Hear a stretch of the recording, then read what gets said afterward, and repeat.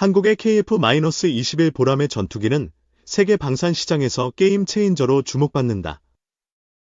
1654차 비행 성공과 엔진 국산화로 한국의 방산 위상이 크게 높아졌다. CNN은 한국이 미국, 유럽에 이어 세계 4대 방산 강국으로 도약했다고 평가했다. 러시아와 중국산 무기가 과대평가된 반면 한국은 실질적 3위권에 근접했다. 지난 5년간 한국의 방산 수출은 100년 역사의 유럽 국가들을 따라잡았다. KF-21의 실전 배치와 엔진 국산화는 이를 더욱 가속화할 전망이다. 한화에어로스페이스와 두산에너빌리티는 KF-21 엔진 국산화를 위해 경쟁과 협력을 이어간다. 두 기업은 3조 원 규모의 프로젝트로 16,000파운드급 엔진을 개발한다.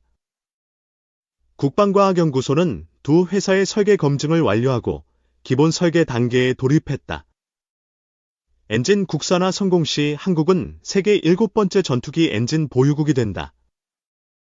현재 항공 엔진은 미국, 영국, 프랑스, 러시아, 우크라이나, 중국만 독자 개발한다. 한국의 합류는 글로벌 방산 시장의 판도를 뒤바꿀 사건이다. KF-21은 미국 제너럴 일렉트릭의 F414 엔진을 사용하며 수출 시 미국 승인이 필요하다. 이는 한국의 독자적인 방산 수출에 제약을 가한다. 한화에어로스페이스는 2019년 미국 항공 엔진 부품 업체를 3억 달러에 인수했다. 고형체 제조와 엔진 회전체 기술을 확보하며 기반을 다졌다. 한화는 110개 이상의 미국 항공 엔진 부품 네트워크를 구축했다. 김종훈 한화 USA 팀장은 모든 철강 부품을 자체 생산할 수 있다고 밝혔다. 두산에너빌리티는 가스터빈 기술로 1000도 이상 초고온을 견디는 냉각 및 코팅 기술을 확보했다. 이는 전투기 엔진의 핵심으로 평가된다. 한화는 2028년까지 연구 인력을 800명으로 확대하고 신공장을 착공했다. 400억 원을 투자해 6세대 전투기 엔진 개발도 병행한다. 엔진 국산화는 자주 국방의 완성을 의미한다.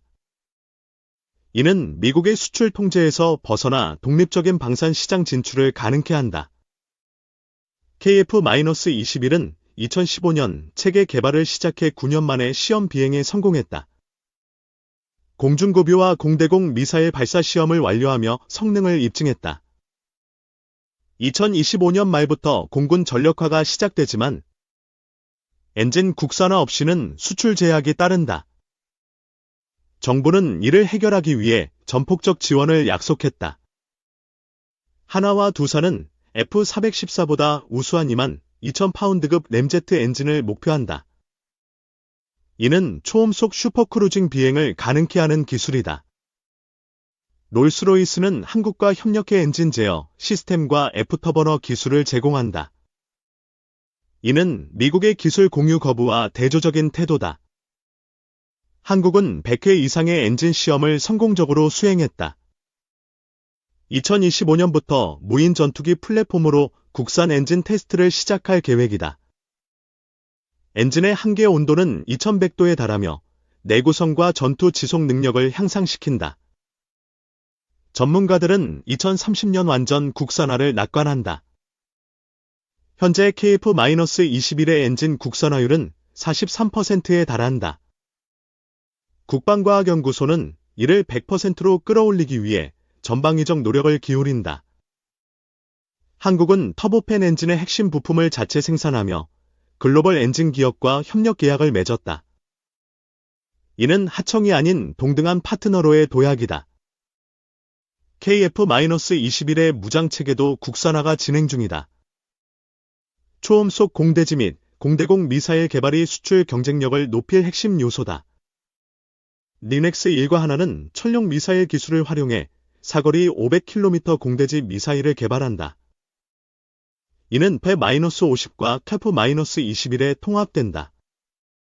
파-50은 300km급 미사일 2-3발 또는 500km급 미사일 한 발을 탑재 가능하다. 이는 전투기 운용 효율을 크게 개선한다. 장거리 공대공 미사일은 덕티드 램제트 방식으로 300km 이상 목표물을 정밀 타격한다. 미티어 미사일을 능가하는 성능이 기대된다. 국산 미사일은 내부 무장창 탑재와 멀티펄스 로켓 기술로 사각을 줄이고 유지보수 비용을 절감한다. 이는 수출 전략의 큰 장점이다. 필리핀, 폴란드 등 버-50 운용국은 국산 미사일에 큰 관심을 보인다. 중동 국가들도 미국 무기 의존도를 줄이는 대안으로 주목한다. 국방과학연구소는 2025에서 2038년 1조 5,700억 원을 투입해 공대지, 공대함 미사일을 개발한다. 이는 자주 국방의 완성이다. 중동 지역은 이스라엘의 시리아 공습으로 긴장이 고조되고 있다. 7월 18일 다마스쿠스 국방부 건물 타격으로 3명 사망, 34명 부상했다. 이스라엘은 시리아의 새 지도부를 극단적 이슬람 정권으로 규정하며 안보 위협으로 간주한다. 이는 이란, 헤즈볼라와의 갈등과 연계된다. 운 사무총장은 이스라엘의 공습이 시리아 주권을 침해한다고 비판했다. 중동 정세는 더욱 복잡해지며 국제적 우려가 커지고 있다. 한국은 중립적 입장으로 방산 수출을 확대하며 중동 시장에서 입지를 강화한다. KF-21은 사우디 등에서 큰 관심을 받고 있다. 엔진 국산화 성공 시 KF-21은 F-35와 경쟁할 대안으로 부상한다. 이는 중동, 동남아 시장에서의 수출 가능성을 높인다. 한국의 방산 수출은 품질, 신속한 납품, 기술 이전으로 경쟁력을 확보했다. 이는 국가 안보와 경제에 큰 기여를 한다. KF-21의 엔진 국산화는 단순한 기술 도전이 아니다. 이는 한국이 글로벌 방산 강국으로 도약하는 역사적 전환점을 의미한다. 하나는 램제트 엔진 개발로 초음속 2.6과 슈퍼크루징 비행을 실현할 기술적 토대를 마련했다. 이는 글로벌 방산 시장에서 한국의 위상을 강화한다. 두산은 소재 데이터베이스와 IP를 활용해 엔진 개발의 기술적 문제를 신속히 해결한다. 이는 개발 일정을 단축하는 핵심 요소다. KF-21C 제5호기는 시험 비행을 마쳤고 6호기도 곧 테스트에 들어간다. 2025년까지 1800회 비행 시험이 완료될 예정이다. 국산 램제트 엔진은 현무 미사일용 엔진 개발에도 활용된다. 이는 전투기와 미사일 체계의 통합적 기술 발전을 의미한다. 한국은 F-100, F-404, F-414 엔진의 면허 생산으로 노하우를 축적했다. 이는 램제트 엔진 개발의 기반이 되었다. 중국의 비판에도 불구하고 한국은 투명한 개발 과정으로 국제적 신뢰를 얻는다.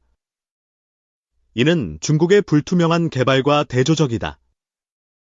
KF-21의 초음속 공대지 미사일은 1톤 이상, 사거리 500km로 설계된다. 이는 F-50의 전투력을 획기적으로 강화한다. 국산 미사일은 양방향 데이터 링크와 측축이 제어로 정밀 타격이 가능하다. 이는 나토 이외 지역에서도 수출 경쟁력을 높인다. 한국의 방산 수출은 100조 원을 돌파하며 글로벌 시장에서 두각을 나타낸다. 이는 K2 전차, K9 자주포, 천무와 함께 이루어졌다. 중동 시장은 KF-21과 국산 미사일에 큰 관심을 보인다. 이는 미국 무기 의존도를 줄이려는 지역적 수요와 맞물린다. 한국은 기술 이전과 인프라 지원으로 수출 경쟁력을 강화한다. 루마니아의 K2 전차 도입 사례가 이를 잘 보여준다. KF-21의 엔진 국산화는 단순한 자주 국방이 아니라 글로벌 방산 시장의 패러다임을 바꾼다.